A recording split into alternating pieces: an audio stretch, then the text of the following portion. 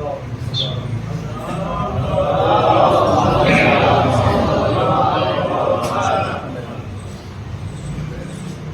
شاء الله لا حول ولا قوة إلا بالله العلي العظيم. أعوذ بالله السميع العليم من الشيطان اللعين الرجيم. بسم الله الرحمن الرحيم. الحمد لله رب العالمين. الصلاة والسلام على أشرف الأولين والآخرين خاتم النبيين شفيع المذنبين رحمة للعالمين الملقب بطه وياسين مولانا مولا الثقلين سيد الكونين إمام القبلتين جد الحسن والحسين بالقاسم محمد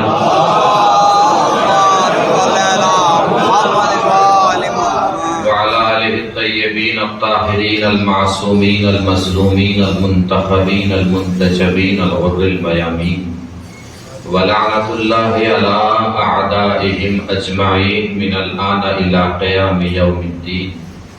أما بعد فقد قال الله الحكيم في القرآن الكريم. بسم الله الرحمن الرحيم. والعصر إن الإنسان لفي خسر إلا الذين آمنوا وعملوا الصالحات وتواصوا بالحق وتواصوا بالصبر. صلوات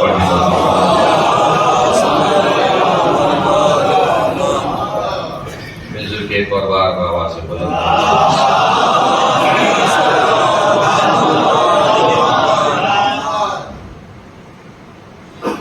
مجلس اعزاز بعنوان ایصال ثواب ہے. پروردگار مرحوم کی مغفرت فرمائے، جوار معصومین میں جگہ عنایت فرمائے، مرحوم کے درجات بلند فرمائے. گفتگو کرنے کے لیے سورہ مبارکہ عصر کو سرنامہ کلام اور بیان قرار دیا ہے. بہت سے چہرے ایسے ہیں میرے سامنے جن سے گزشتہ ہفتے 2 بار ملاقات ہوئی ہے، ایک اس مسجد میں اور ایک حیدری ہال میں. تو یہاں ہم نے سورہ حمد کے سلسلے سے گفتگو کی تھی. سورہ حمد کے ظاہری مطالب، معنی اور مفاہیم، اور حیدری ہال میں سورہ مبارکہ کوثر کے حوالے سے ہم نے گفتگو کی تھی. اس کے الفاظ کے جو بھی ظاہری مطالب، معنی اور مفاہیم وہ آپ کے سامنے بیان کیے تھے. اسی قبیل اور اسی سلسلے کی یہ تیسری کڑی ہے اور تیسرا حصہ ہے. آج ہم نے اس وقت کی گفتگو کے لیے سورہ مبارکہ عصر کو سرنامہ کلام اور بیان قرار دیا ہے. سورہ مبارکہ عصر یعنی پروردگار عالم کی طرف سے انسانوں کے لیے بنایا گیا ایک مکمل قانون. کس طریقے سے انسان کو جینا ہے، زندگی گزارنی ہے، رہنا ہے، سانسیں لینا. بسم اللہ الرحمن الرحیم. والعصر ان الانسان لفی خسر. قسم ہے عصر کی کہ تمام انسان خسارے میں ہیں. تمام انسان خسارے میں ہیں. 2 بار تاکید کے ساتھ بیان کیا ہے اللہ نے کہ تمام انسان خسارے میں ہیں. پہلے انا کے ذریعے سے تاکید بیان کی ہے، پھر فی سے پہلے لام لگایا ہے، لام مفتوحہ، اس کے ذریعے سے بھی تاکید بیان کی ہے کہ خسارے ہی میں ہے سب انسان. سارے ہی انسان خسارے ہیں. خسارے سے بچنا ہے یعنی اللہ کے کلام کی بلاغت، فصاحت یہ ہے کہ بیماری بھی بتائے اور بیماری کو دور کرنے کا راستہ بھی دکھائے. مرض بھی بتایا مرض کیا ہے اور اس کا علاج بھی بتا رہا ہے کہ علاج کیا ہے. خسارے میں ہے سب. خسارے سے بچنا ہے تو کیا کرنا ہے؟ کون لوگ خسارے میں نہیں ہیں؟ الا الذین آمنوا وعملوا الصالحات وتواصوا بالحق وتواصوا بالصبر. یہ 4 چیزیں ہیں مگر 2 حصے ہیں. محسوس فرمائیے گا، چیزیں 4 ہیں الا الذین آمنوا وعملوا الصالحات، وہ لوگ خسارے میں نہیں ہیں جو ایمان لائے اور جنہوں نے نیک اعمال انجام دیے۔ یہ الگ الگ دو چیزیں دکھ رہی ہیں مگر یہ ایک ہی ہیں، اس لیے کہ ایمان بغیر عمل کے مکمل نہیں ہوتا، ایمان کے ساتھ عمل صالح ضروری ہوتا ہے۔ وَتَوَاصَوْا بِالْحَقِّ وَتَوَاصَوْا بِالصَّبْرِ، اور وہ لوگ خسارے میں نہیں ہیں جو ایک دوسرے کو حق کی وصیت کرتے ہیں اور صبر کی وصیت کرتے ہیں۔ اگر خسارے سے بچنا ہے تو کیا کرنا پڑے گا؟ ایمان لانا پڑے گا، عمل صالح انجام دینا پڑے گا، حق کی وصیت کرنی پڑے گی، صبر کی وصیت کرنا پڑے گی۔ یہ مکمل ضابطۂ حیات ہے، مکمل قاعدہ ہے، مکمل قانون ہے زندگی گزارنے کا۔ حیات کو موت تک لے جاتے ہوئے اس سفر میں کس طریقے سے انسان کامیابی کی منازل تک پہنچ سکتا ہے وہ اللہ نے بیان کر دیا ہے۔ اب آغاز کہاں سے ہوا ہے سورہ کا؟ اس کے ظاہری معنی اور مطالب اور مفاہیم جو پہلے سے آپ کے اذہان میں موجود ہیں، کوئی نئی بات نہیں ہے، جو پہلے سے موجود ہیں انہیں کو ایک جگہ جمع کر کے آپ کو سنا دینا ہے اور آپ کو بتا دینا ہے۔ آغاز کیا ہے پروردگار عالم نے قسم سے۔ کس چیز کی قسم کھائی؟ عصر کی قسم کھائی۔ قسم ہم بھی کھاتے ہیں، ہم کیسے قسم کھاتے ہیں؟ قسم کھانے کے لیے کسی عظیم شے کی تلاش کرتے ہیں، کوئی عظیم شے مل جائے اس کی قسم ہم کھا لیتے ہیں۔ اللہ کس کی قسم کھائے؟ اللہ تو ہے ہی عظیم، بس ہماری قسم میں اور اللہ کی قسم میں یہی فرق ہے، ہم عظیم شے کی قسم کھاتے ہیں، اللہ جس شے کی قسم کھا لیتا ہے وہ شے عظیم ہو جاتی ہے، وہ شے عظیم بن جاتی ہے، وہ شے بلند ہو جاتی ہے، وہ شے عظمتوں والی ہو جاتی ہے۔ کس چیز کی قسم کھا رہا ہے؟ عصر۔ اللہ نے بہت ساری قرآن مجید میں قسم کھائی ہے۔ جب آپ دیکھیں گے قرآن مجید میں اللہ کی قسموں کو تو آپ محسوس کریں گے کہ اللہ نے کئی مقامات پر ایسے الفاظ کا استعمال کیا ہے مقام قسم میں کہ جو لفظ رکھا ہے وہی لفظ مراد ہے، جو لفظ اللہ نے رکھا ہے قسم میں وہی لفظ مراد ہے۔ کہیں ایسے الفاظ رکھے ہیں کہ لفظ کچھ اور ہے، پس پردہ معنی کچھ اور ہے۔ مثلا بسم اللہ الرحمن الرحیم والشمس وضحاها والقمر اذا تلاها، قسم ہے سورج کی جب وہ چمکا، قسم ہے چاند کی جب وہ اس کے پیچھے پیچھے آیا۔ ظاہری طور سے شمس اور قمر کی قسم کھائی جا رہی ہے، مگر تفاسیر کہتی ہیں کہ شمس سے مراد وہ شمس نہیں ہے جو آسمان پہ چمکتا ہے، قمر سے مراد وہ قمر نہیں ہے جو آسمان پہ نظر آتا ہے، بلکہ شمس سے مراد شمس نبوت ہے، قمر سے مراد قمر امامت ہے۔ یعنی اللہ قسم کھا رہا ہے نبوت کی، اللہ قسم کھا رہا ہے امامت کی۔ اللہ نے قسم کھائی کہ سورج کے چمکنے کی قسم اور چاند کے اس کے بعد آنے کی قسم، یعنی اللہ نے قرآن میں بتا دیا کہ جب بھی سورج جائے گا اس کی جگہ پہ چاند ہی آئے گا، جب بھی سورج جائے گا اس کی جگہ پہ چاند ہی آئے گا، جب بھی سورج جائے گا اس کی جگہ پہ شمس سے مراد کیا ہے؟ شمس نبوت۔ قمر سے مراد کیا ہے؟ قمر امامت۔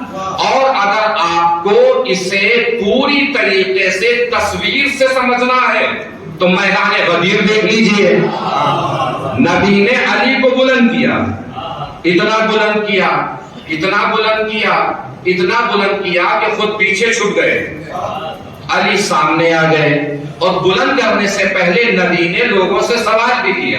کیا سوال کیا؟ الستو اولا بکم من انفسکم، کیا میں تمہارا مولا نہیں ہوں؟ کیا پوچھ رہے نبی؟ کیا میں تمہارا مولا نہیں ہوں؟ یعنی نبی نے پس پردہ سوال کیا کہ میں تم میں سے کس کس کا مولا ہوں؟ اب سوال یہ ہے کہ میں کس کس کا مولا ہوں؟ اب رسول جس کے بھی مولا ہے اس پر واجب ہے کہ جواب دے، وہ مخلوق ہمارے مولا۔ نبی نے پوچھا میں کس کا مولا ہوں؟ پردے کے پیچھے سے بیٹی کی آواز آئی، بابا میرے بھی مولا ہے۔ بیٹی کو دیکھا، ماں نے کہا ہمارے مولا، ہمارے مولا، ہمارے مولا۔ توجہ نہیں فرمائی آپ نے؟ زمین سے لے کے آسمان تک، فرش سے لے کے عرش تک، عرش سے لے کے لوح تک، لوح سے لے کے قلم تک، قلم سے لے کے کرسی تک، کرسی سے لے کے کوثر تک، کوثر سے لے کے محشر تک، ملک سے لے کے فلک تک، بشر سے لے کے جنات تک، جنات سے لے کے پہاڑوں تک،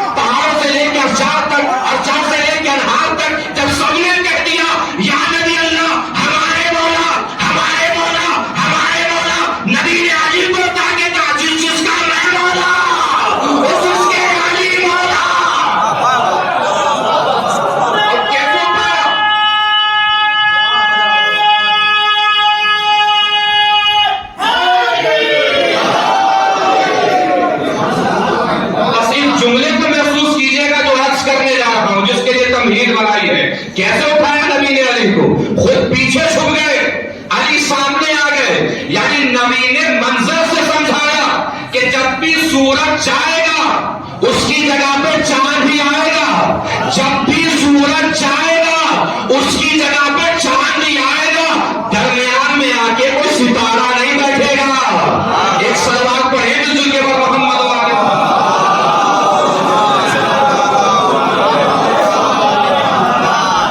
تو یہاں شمس کی قسم کھائی ہے ظاہری اعتبار سے، مگر شمس سے مراد نبوت ہے، قمر سے مراد امامت ہے. ایک جگہ قسم کھائی نجم اذا ہوا، قسم ہے ستارے کی. یہاں ستارے کی قسم سے مراد ستارے ہی کی قسم ہے. کون سے ستارے کی قسم؟ جب وہ ٹوٹا، جب وہ جھکا، تو تلاش کیجئے ستارہ کہاں ٹوٹا اور کہاں جھکا. کہاں جھکا ستارہ؟ ہر تفسیر، ہر تاریخ، ہر بزرگ یہی بتائے گا آپ کو کہ در علی پہ آ کے جھکا. اس کا مطلب جو در علی پہ جھک جاتا ہے اللہ کی نظر میں لائق قسم بن جاتا ہے، بلند و بالا ہو جاتا ہے، عظیم ہو جاتا ہے. ستارہ چلا ہے، راستہ تو ستارے کو پتا تھا کہاں جانا ہے، مگر پھر بھی چلنے کا جو انداز تاریخ نے بتایا ہے وہ بڑا عظیم ہے. چلا ہے، پورے مدینے میں گھوما ہے. راستہ تو پتا ہے ستارے کو کہاں اترنا ہے، مگر پورے مدینے میں گھوما. کبھی اس کا دل دھڑکایا، کبھی اس کا دل دھڑکایا، کبھی اس کو مضطرب کیا، کبھی اس کو پریشان کیا، کبھی اس کو بے چین کیا. شعر پڑھنے کا میں مجالس میں عادی نہیں ہوں، مگر ایک بڑا عظیم شاعر ہے علامہ دبیر سیدھا پور، ان کا بڑا حسین شعر ہے اس منظر کو بیان کرنے کے لیے کہ کس در پہ اترنا تھا ستارے کو خبر تھی، لوگوں کو جلانے کے لیے گھوم رہا تھا. ایک صلوات پڑھیں ملزور کے بعد محمد.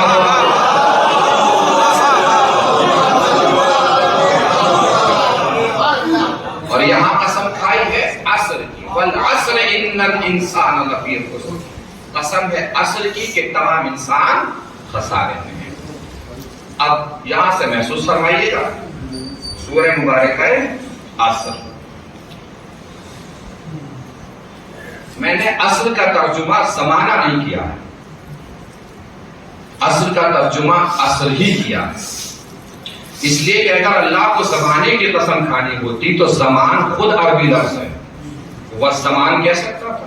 پڑھتے نا السلام علیکم یا صاحب العصر والزمان. اس کا مطلب عصر الگ ہے، زمانہ الگ ہے. عصر کے اصل معنی جو لغت میں ہے وہ نچوڑنے کے. قبلہ تشریف فرما ہے فقہ میں اصطلاح بیان کی جاتی ہے، جب لباس کو دھونا ہوتا ہے نجس کپڑے کو تو پاک کرنے کے بعد، نجاست کو دور کرنے کے بعد لباس کو 2 مرتبہ دھونا چاہیے. اس میں جو اصطلاح بیان کی جاتی ہے اس میں بیان کیا جاتا ہے بینہما عصر. 2 مرتبہ جب لباس دھوئیں گے تو درمیان میں نچوڑے لباس کو. نچوڑنے کو عربی میں عصر کہتے ہیں. عصر کے معنی کیا ہے؟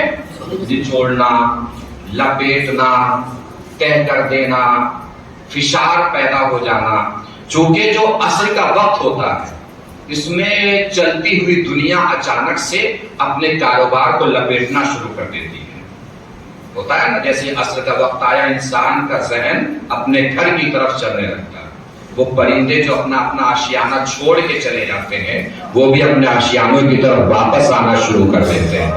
اسی کو کہتے ہیں لپٹنا، فشار، نچوڑنا. اس کا مطلب عصر کے معنی زمانہ نہیں ہے، زمانے کے ایک مخصوص وقت کو عصر کہا جاتا ہے. توجہ دیجیے گا، زمانے کے ایک مخصوص وقت کو عصر کہا جاتا ہے. یہ 3 قسمیں ہم سنتے ہیں، کون کون سی؟ Past, present, future. ماضی، حال، مستقبل. یہ عصر کی قسمیں نہیں ہیں، یہ زمانے کی قسمیں ہیں. عصر کی قسمیں نہیں ہیں ماضی، حال، مستقبل. یہ کس کی قسمیں ہیں؟ زمانے کی. لیجیے اب آگے یہ بات تو یہ بھی سنتے چلیے. زمانے کی کتنی قسمیں ہیں؟ 3. کون کون سی؟ ماضی، حال، مستقبل. شعراء کرام بھی تشریف فرما ہے، ادب نواز افراد بھی تشریف فرما ہے، علماء بھی ہیں، ذاکرین بھی ہیں، اردو سے تعلق رکھنے والے افراد بھی ہیں. محسوس کیجئے گا جملے کی نزاکت جو عرض کرنے جا رہا ہوں. زمانے کی کتنی قسمیں ہیں؟ 3. کون کون سی؟ ماضی، حال. کتنی قسمیں زمانے کی؟ 3. ماضی، حال. یعنی جب زمانہ پھیلے گا تو 3 قسموں میں بٹے گا. کون کون سی قسمیں ہوں گی؟ ماضی، حال، مستقبل. یہی زمانہ جب سمٹے گا تو صرف 2 لفظوں میں سمٹ جائے گا: کل، آج. اور کوئی لفظ ہو کسی کے پاس تو بتائے. گزری ہوئی بات ہو رہی ہے تو کل کی بات، آنے والی بات ہو رہی ہے تو بھی کل کی بات، اور موجودہ زمانے کی بات ہو رہی ہے تو آج کی بات. یعنی زمانہ جب پھیلے گا تو 3 قسموں میں بٹے گا: ماضی، حال، مستقبل. یہی زمانہ جب سمٹے گا تو 2 لفظوں میں سمٹ جائے گا: کل، آج. کل، آج، کل، آج. اس نے اتفاق یہ ہے کہ تاریخ اسلام میں ہمیں یہ دونوں لفظ ملتے ہیں: کل بھی، آج بھی. نبی نے خیبر میں فرمایا کل میں آنا اس کو دوں گا تو مت ہوگا، اور خدا نے غدیر میں فرمایا آج دین مکمل ہو گیا، آج نعمت تمام ہو گئی، آج میں تمہارے دین سے راضی ہو گیا. پروردگار آج ہی کیوں راضی ہوا دین سے؟ اللہ جواب دے گا اس لیے راضی ہوا کہ آج تمہارے دین میں آفیشیل طریقے سے علی شامل ہو گیا. نہیں توجہ فرمائی؟ اس کا مطلب اللہ نے صاف کر دیا جس کے دین میں علی نہ ہو اللہ اس سے راضی نہیں ہوتا. سوچنے کی بات یہ ہے جس کے دین میں علی نہ ہو اللہ جب اس سے راضی نہیں ہوتا تو جس کے دل میں علی نہ ہو اس سے کیسے راضی ہو جائے گا؟ جس کے دین میں علی نہ ہو.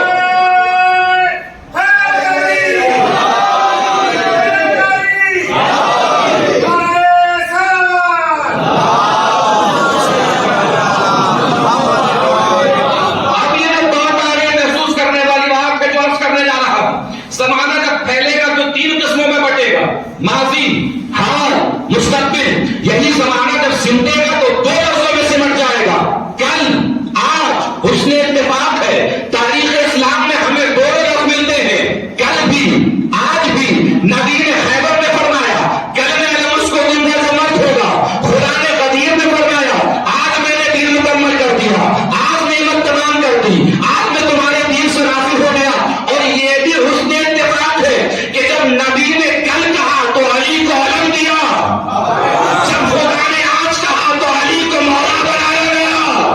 جب نبی نے کل کہا تو علی کو علم دیا گیا، جب خدا نے آج کہا تو علی کو مولا بنایا گیا. دنیا علی سے بچ بچ کے کہاں بھاگے گی؟ اسلام کی کل میں بھی علی ہے، اسلام کی آج میں بھی علی ہے.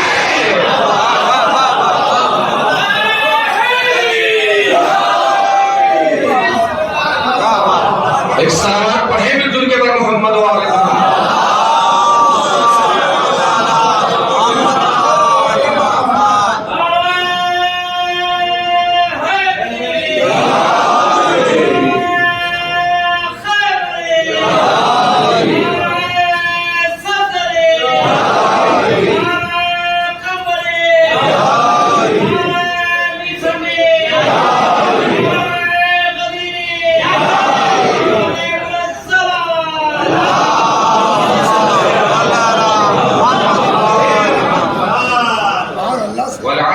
قسم ہے عصر کی.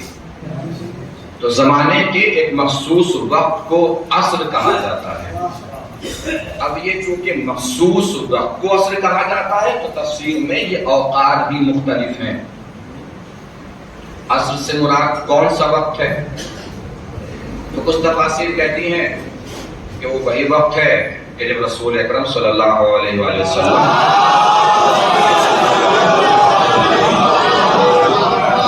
مبعوث و رسالت ہوئے.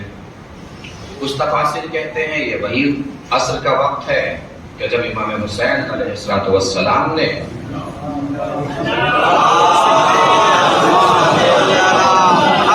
اپنے صدقے کے ذریعے سے دین کی حفاظت فرمائی. بعض تفاسیر کہتے ہیں کہ یہ وہی عصر کا مخصوص وقت ہے کہ جب فرزند زہرا حضرت امام عصر اجل اللہ تعالی عنہ شریف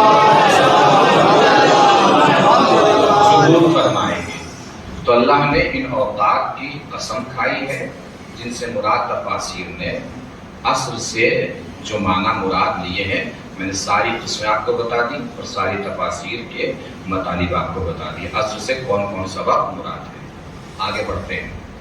والعصر ان الانسان لفی خسر، قسم عصر کی کہ تمام انسان خسارے میں ہیں۔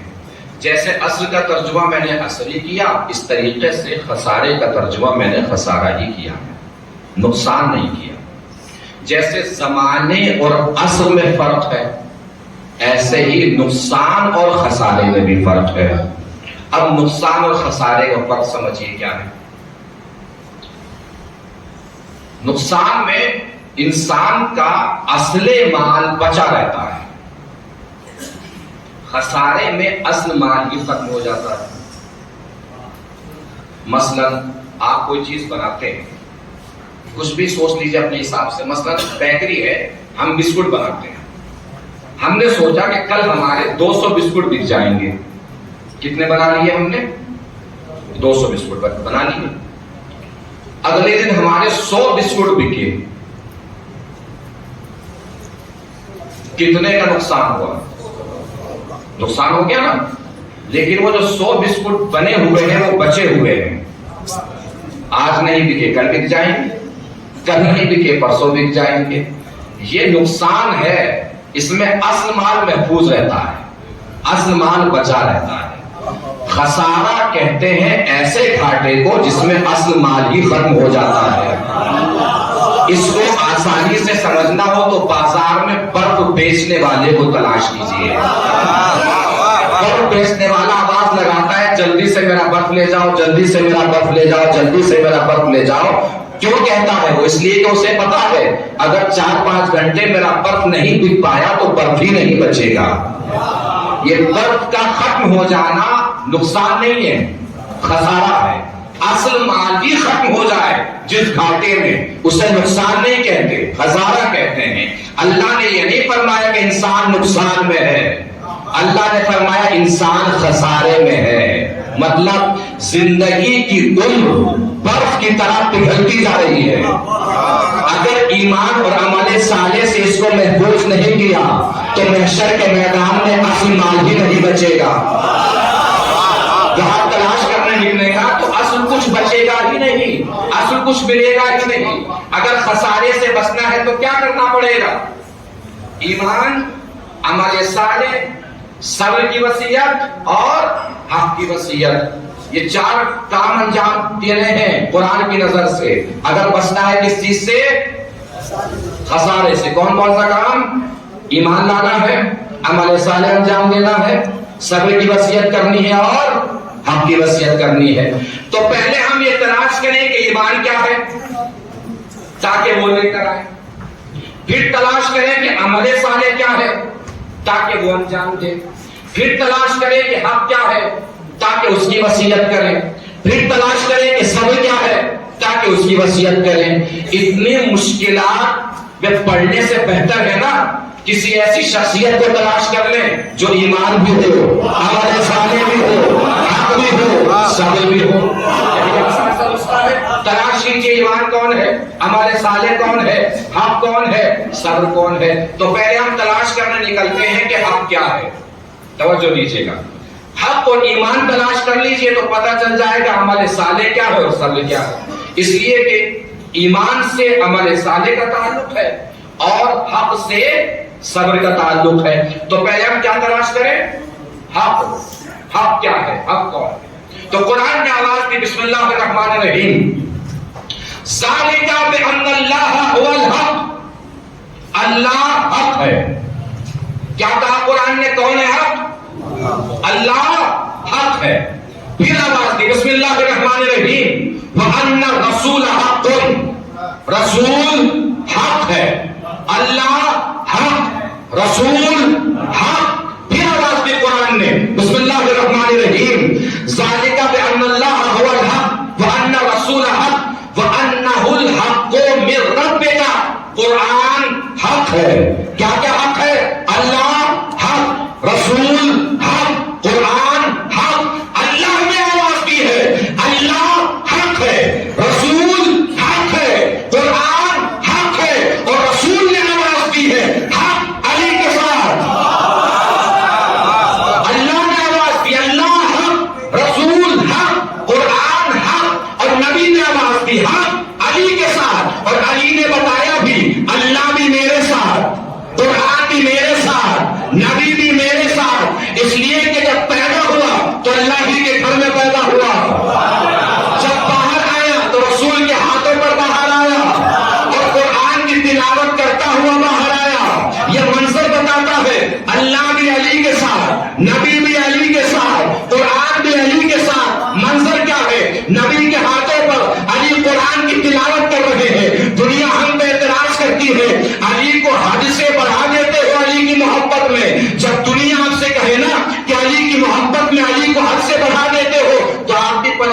دیجیے گا کہ علی کی دشمنی میں نبی کو حد سے گھٹا دیتے ہو. میں توجہ فرمائی, علی کی دشمنی میں نبی کو حدوں سے گھٹا کر دیتے ہو.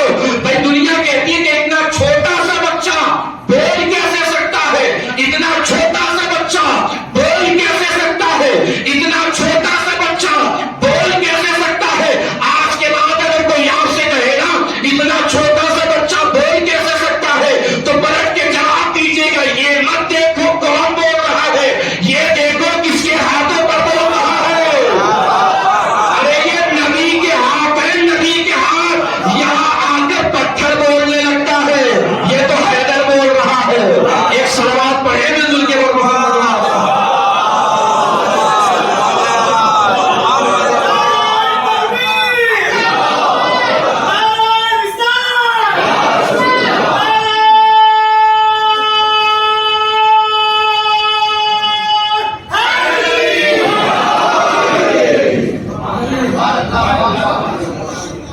اس کا مطلب حق علی ہے. اب اندازہ لگائیے, وتواصوا بالحق وتواصوا, اس کا مطلب کیا ہوگا؟ علی کی محبت اگر دل میں ہے تو صبر کرنے کی عادت ڈال لیجیے. دنیا کو کافر کہے گی, کہتی رہے, علی کا دامن ہاتھ سے نہیں چھوڑنا ہے. دنیا آپ کو برا بھلا کہے گی, کہتی رہے, علی کا دامن ہاتھ سے نہیں چھوڑنا ہے.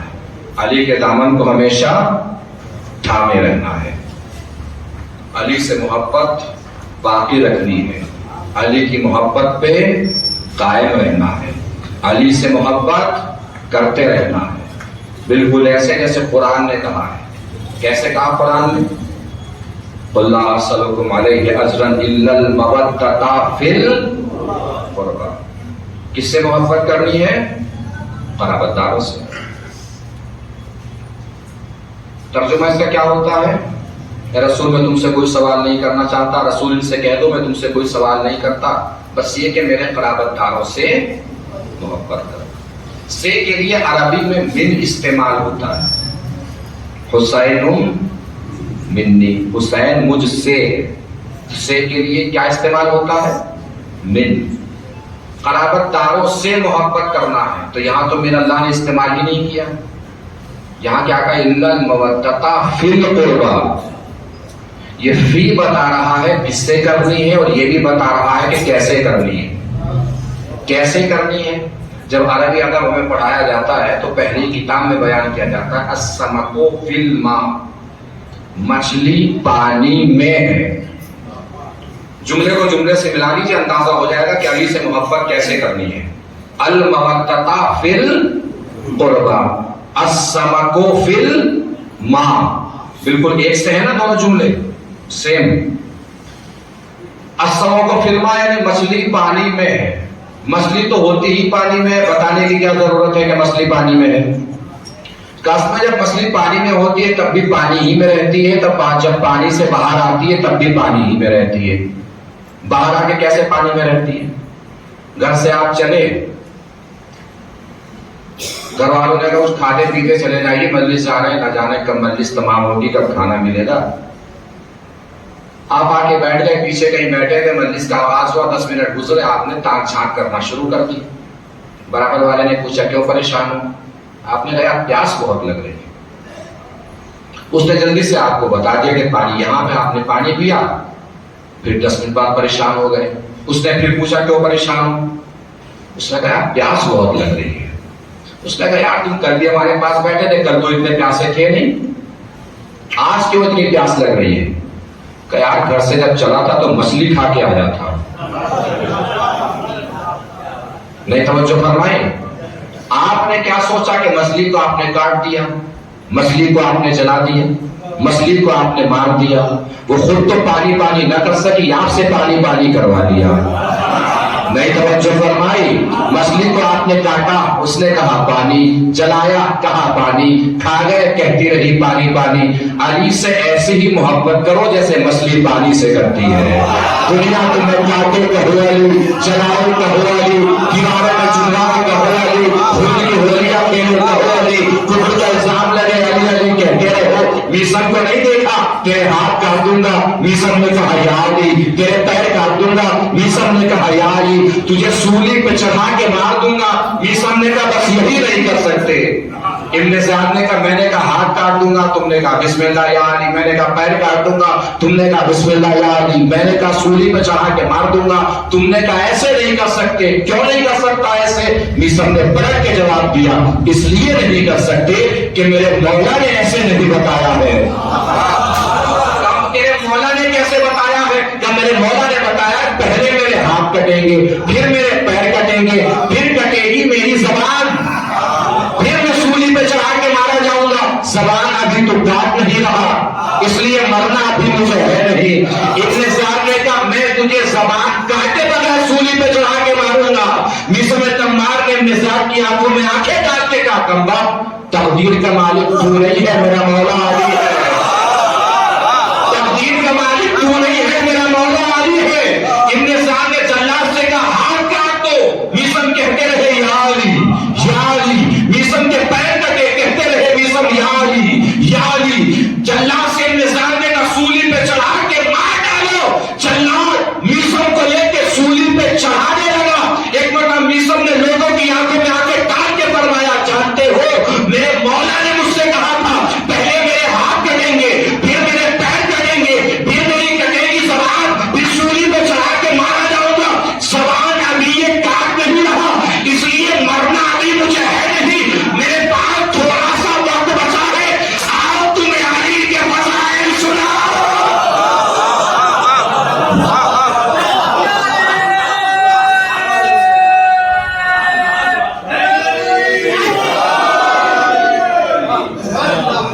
میرے پاس تھوڑا سا وقت بچا ہے, آؤ تمہیں علی کے فضائل سناؤں. ابن زیاد نے میسم کو دیکھا, میسم نے لوگوں کو دیکھا, لوگوں کو دیکھ کے میسم نے کہا جانتے ہو میرے مولا نے شہادت سے پہلے مجھے بتا دیا تھا اس کا باپ یہ نہیں وہ ہے, اس کا باپ یہ نہیں وہ ہے, اس کا باپ یہ نہیں وہ ہے, اس کا باپ یہ نہیں وہ ہے. ابن زیاد نے جلاد سے کہا جلدی زبان کاٹ, کہیں میرا نام نہ لے دے.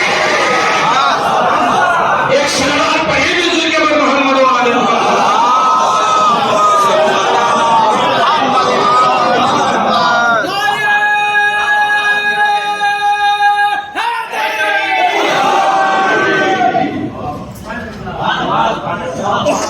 تو انشاءاللہ محسوس کیجئے گا کہ حق کیا ہے.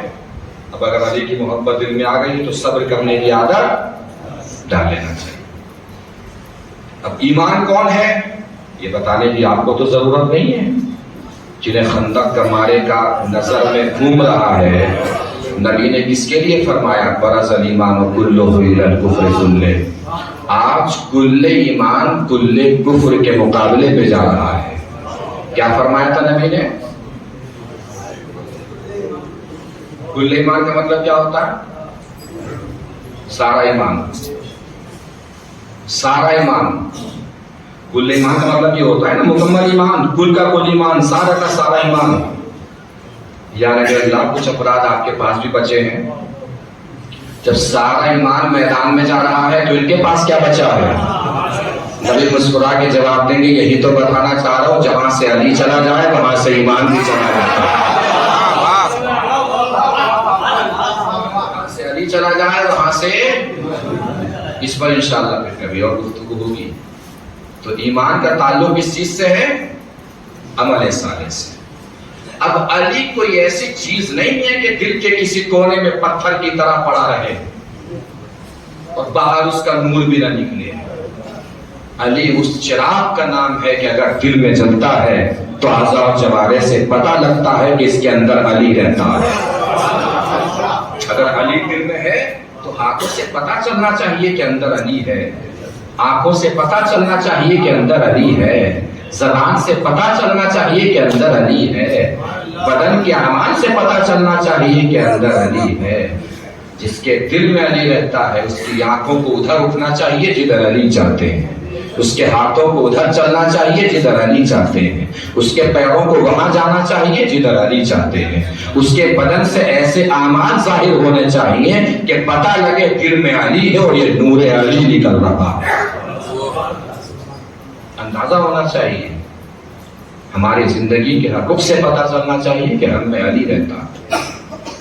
مولائے متقیان حضرت امیر مومنان علی ابن ابی طالب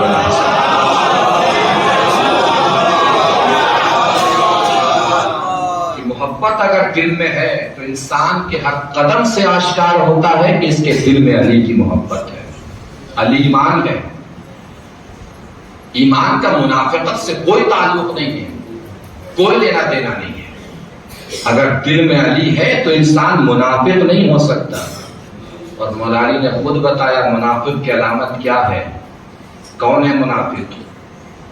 کمزور کو دیکھ کے جو اپنا سینہ تان لیتا ہو، بہادر کے سامنے سر جھکا لیتا ہو، سمجھ لو منافق ہے۔ باطل کے سامنے، دولت مند کے سامنے، بڑے کے سامنے، اپنے سے طاقتور کے سامنے جو سر جھکا لے اور اپنے سے کمزور کے سامنے سینہ تان لے، مولا نے فرمایا منافق ہے۔ اب اندازہ لگا لو 56، 57، 58 ملکوں میں کتنے منافق ہیں۔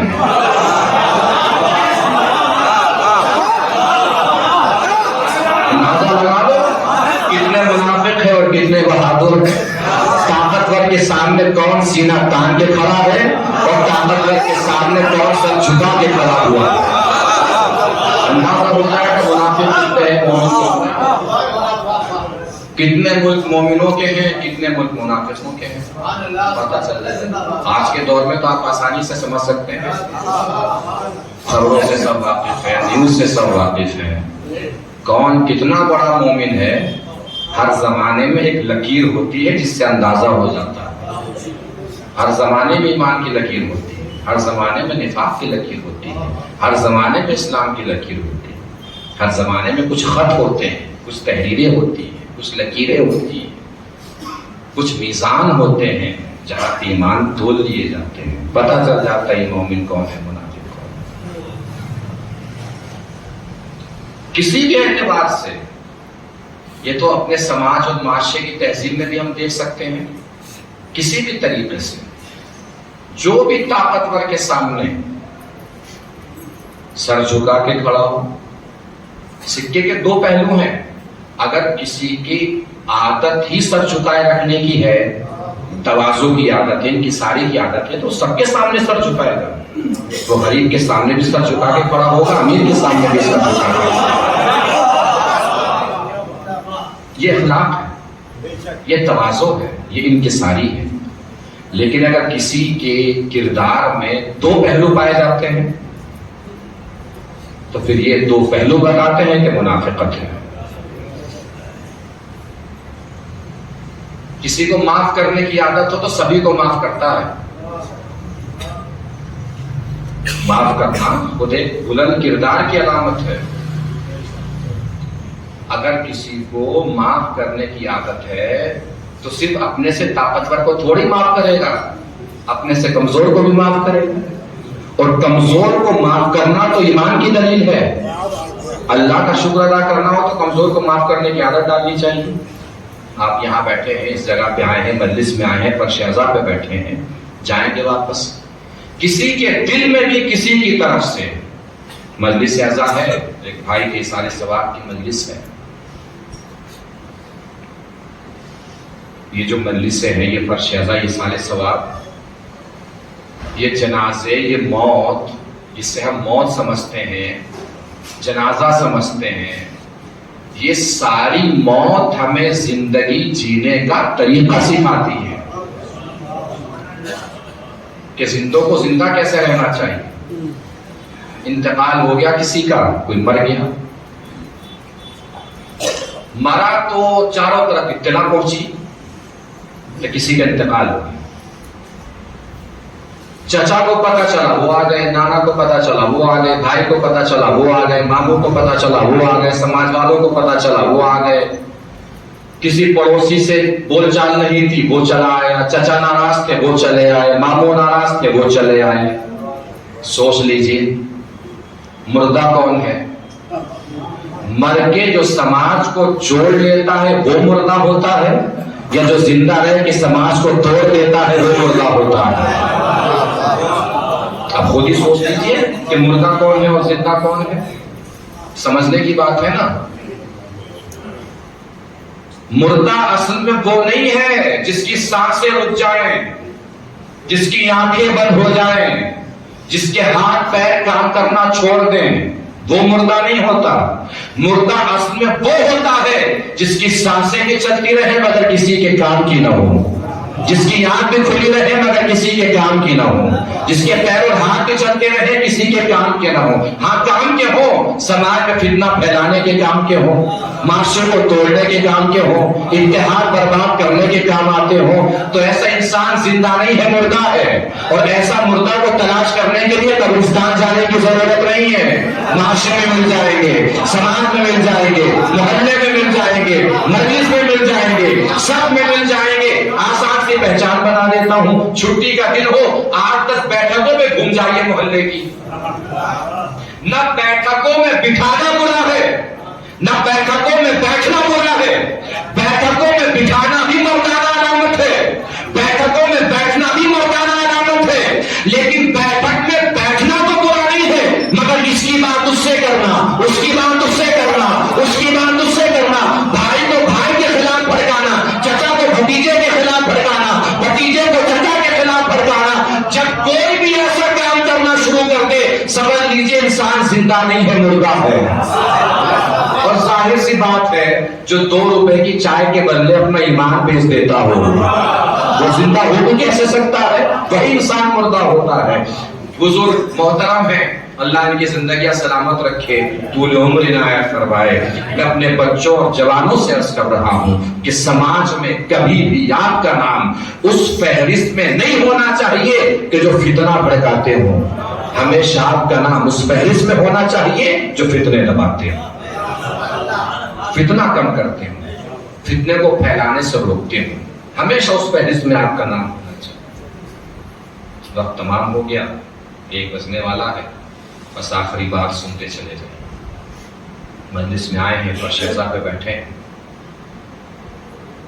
گزشتہ مجلس میں نے عرض کیا تھا، اسی سے ملتی جلتی بات عرض کر رہا ہوں. کم سے کم اہل بیت کا ذکر سننے کا یہ فائدہ تو ہونا ہی چاہیے ہمیں کہ ہمیں اپنے اپنے رشتوں کا احترام کرنا آتا ہو. اگر بھائی ہیں تو بھائی کا احترام کیجیے، چچا ہیں تو بھتیجوں کا احترام کیجیے، بھتیجے ہیں تو چچا کا احترام کیجیے، ماموں ہیں تو بھانجوں کا احترام کیجیے، بھانجے ہیں تو ماموں کا احترام کیجیے. حضرت علیہ السلام نے فرمایا ہے کہ رشتہ داروں کا تم پر حق ہے، واجب حق ہے، ضروری حق ہے. تو انسان بڑے منصب والا ہو جاتا ہے، بڑے مرتبے والا ہو جاتا ہے، اور اپنے رشتہ داروں کو اگر بھول جاتا ہے تو قرآن نے اس پر لعنت کی ہے. کہتے ہیں بزرگوں کی مثال ہے نا، جب انسان بڑا ہوتا ہے تو پہچان میں تبھی آتا ہے کہ انسان تھا بھی کہ نہیں تھا. جب منصب ملتا ہے انسان کو، رتبہ ملتا ہے انسان کو، تبھی پہچانا جاتا ہے کہ انسان تھا بھی کہ نہیں تھا. مرتبہ، رتبہ اور منصب ملنے کے بعد جو انسان اپنے رشتہ داروں سے قطع تعلق کر لیتا ہے اس پر قرآن نے لعنت کی ہے. صلہ رحم کرتے رہیے، موت میں آسانی ہوتی ہے. عجیب عجیب طرح کی موتیں چل رہی ہیں. مرنا تو سبھی کو ہے، کیسے مرنا ہے یہ اعمال سے ہم نے محسوس کر لیجیے. ہم مریں گے کیسے، مرنا کیسے ہے، موت کیسے آئے گی ہمیں، یہ اپنے اعمال سے ہم کنٹرول کر سکتے ہیں. کنٹرولنگ پاور ہمارے پاس اللہ نے رکھی ہے کہ آپ مرو گے کیسے یہ سوچو. صلہ رحمی کیجیے، موت میں آسانی ہوتی ہے. صلہ رحمی کا مطلب کیا ہوتا ہے؟ حضور نے فرمایا رشتہ دار اگر تمہارے ساتھ اچھا سلوک کرے، بدلے میں اچھا سلوک کرنے کو صلہ رحمی نہیں کہتے.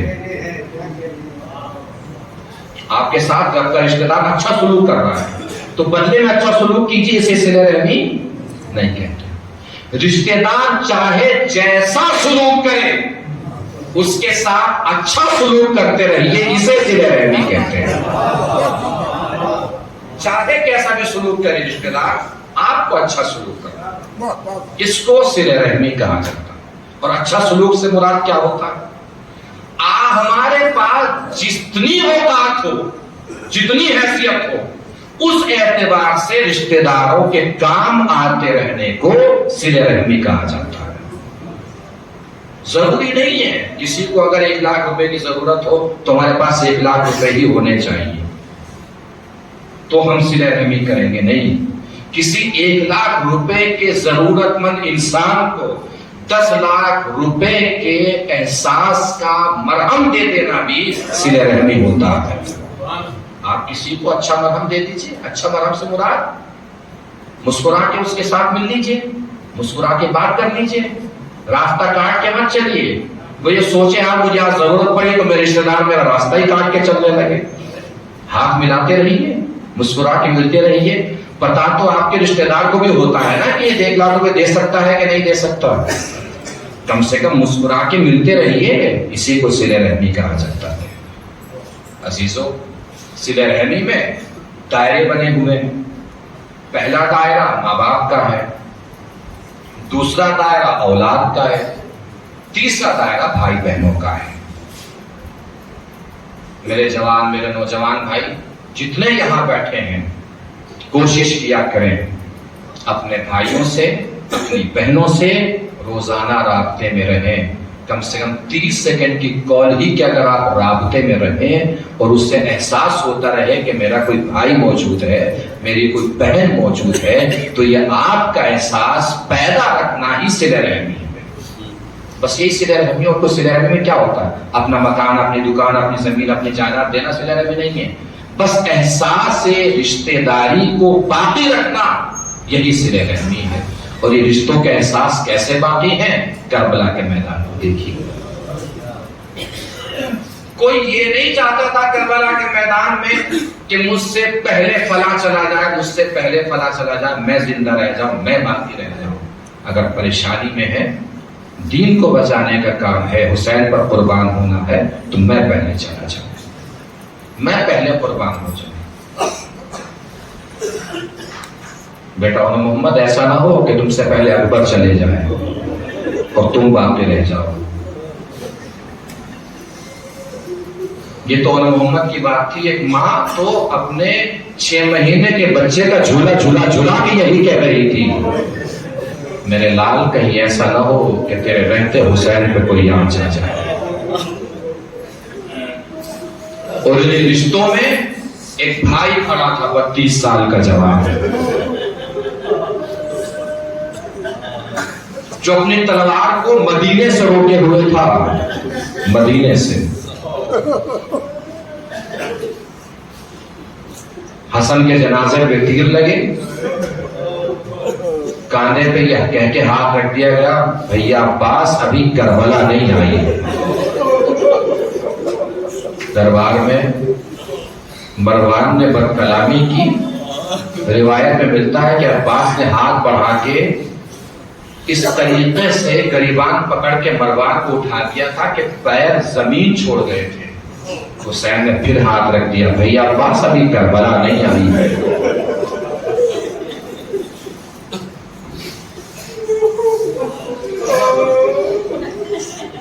घूरने लगा, मैं फरस पे हाथ डाला, फिर अब्बास के कांधे पे हाथ रख दिया, भैया अब्बास अभी करबला नहीं आई है।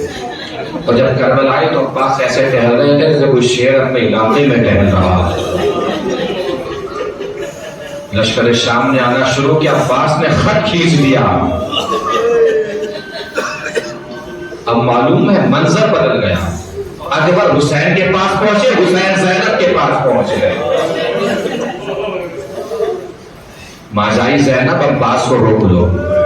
भैया आज तक यही तो कहता हुआ आया हूं कि भैया अब्बास अभी करबला नहीं आई है, भैया अब्बास अभी करबला नहीं आई है। अब्बास पलट के बोल नहीं सकते थे, ये आपका भी यकीन है, मेरा भी यकीन है।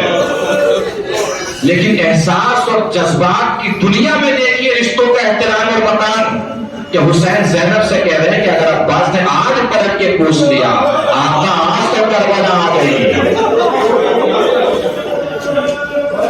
करबला तक क्या कहकर रोका? भैया अब्बास अभी करबला नहीं आई। और करबला में क्या कहकर रोका हुसैन ने? भैया अब्बास जब तक सामने से हमला ना हो जाए तलवार नहीं उठानी है। शब आशूर जब लश्कर हमारे साथ बढ़ा है, अब्बास के लबों में मुस्कुराहट की लकीर फैल गई। अब्बास पहुंचे हुसैन के पास, आका हमला हो गया। हुसैन ने फिर कहा, भैया अब्बास एक रात की मोहलत लेकर आ जाओ। करबला का क्या कहकर रोका, भैया अब्बास करबला नहीं आएंगे। करबला में क्या कहकर रोका, भैया अब्बास जब तक सामने से हमला नहीं हो जाता तलवार नहीं चलानी है। शब आशूर के बाद क्या कहकर रोका, भैया अब्बास तुम तो मेरी फौज के अलमदार हो। सुबह आशूर से हुसैन अब्बास को यही बताते रहे, भैया अब्बास तुम तो मेरी फौज के अलमदार हो, तुम तो मेरी फौज के अलमदार हो, तुम तो मेरी फौज के अलमदार हो। एक वक्त ऐसा आया कि अब्बास ने दाएं देखा, फिर बाएं देखा, बार बार देख के फरमाया, आपा वो फौज कहां है जिसका मैं अलमदार हूं। अल्लाह इन आवाज़ों पर रहमत नाज़िल करे। वो लीजिए अब्बास चले हैं, मैदान इंतज़ार में पहुंचे हैं, वापस पलटे हैं, दरियाए फुरात से भागी हुई फौज पलट के आ गई है। बस इस मंजर को मैं यही तमाम करता हूँ और आपको मदीने लेके चलता हूँ। ये अब्बास तरबियतगाह जिनकी एक माँ है जिसका नाम उम्मुल बनीन है, तारीख करबला की मजलूम तरीन माँ है जिसे उम्मुल बनीन कहा जाता है। 4 बेटे थे, चारों हुसैन पे कुर्बान हो गए और उसके बाद उम्मुल बनीन को इस बात का फख्र रहा करता था कि मेरे सारे बेटे हुसैन पे कुर्बान हो गए, हुसैन पे शहीद हो गए। कभी भी अब्बास का नाम लेकर उम्मुल बनीन नहीं रोई है, कभी गिरिया नहीं किया, कभी मातम नहीं किया। जब भी आवाज देती थी यही बोलती थी, यही सदा देती थी, हाय मेरा हुसैन, हाय मेरा हुसैन, हाय मेरा हुसैन। जन्नतुल बकी में बैठी थी, रो रही थी, हाय मेरा हुसैन। देखा सामने एक नकाबपोश बीवी बैठी है, आवाज दे रही है, हाय मेरा अब्बास, हाय मेरा अब्बास, हाय मेरा अब्बास। पूछा बीवी में तो हुसैन का नाम लेके मातम कर रही हो, आप अब्बास का नाम लेके क्यों मातम कर रही है। एक मतलब बीवी ने आवाज दी, बीवी तुम मेरे लाल का मातम कर रही हो, मैं आपके लाल का मातम कर रही हूँ। कभी अब्बास का तस्करा उम्मुल बनीन ने नहीं किया, लेकिन हाँ एक दिन ऐसा आया जब देखा उम्मुल बनीन ने जनाब ज़ैनब एक जगह बैठी है, तशरीफ फरमा है, तारीफ पहुंची, बहुत देर तक खड़ी रही। जनाब ज़ैनब ने फरमाया, अम्मा बैठ जाइए। का जब तक शहजादी की इजाजत न हो कैसे बैठो। ज़ैनब तड़प गई, अम्मा कई माओं को भी बैठने के लिए बेटियों से इजाजत लेने की जरूरत पड़ती है। उम्मुल बनीन बैठ गई, बहुत देर तक खामोश बैठी रही। ज़ैनब ने फिर पूछा, अम्मा कोई सवाल है, क्या बीवी इजाजत दे तो सवाल करूं। शहजादी तड़प गई। उम्मुल बनीन ने फरमाया, शहजादी कभी आज तक मैंने अब्बास का तस्करा नहीं किया है, आखिरी जुमले मसाइल तमाम, कभी आज तक मैंने अब्बास का तस्करा नहीं किया है।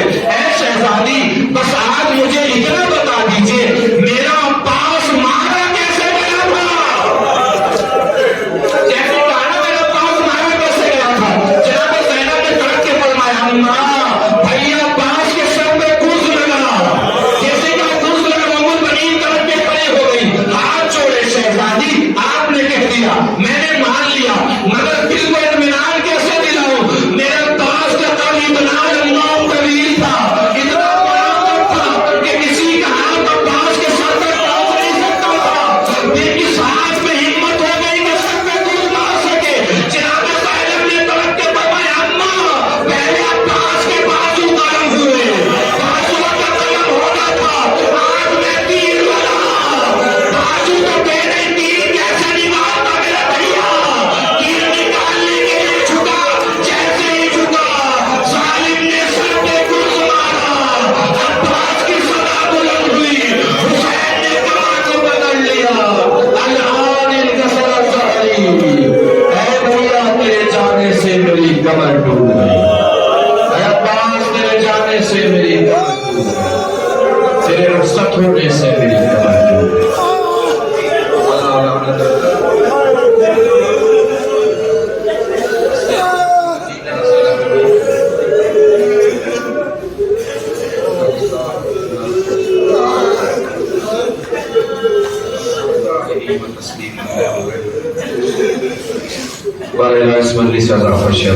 का जो भी सवाब तूने मुअय्यर और मुकर्रर फरमाया हो उससे मरहूम की रूह को शाद व आबाद फरमा।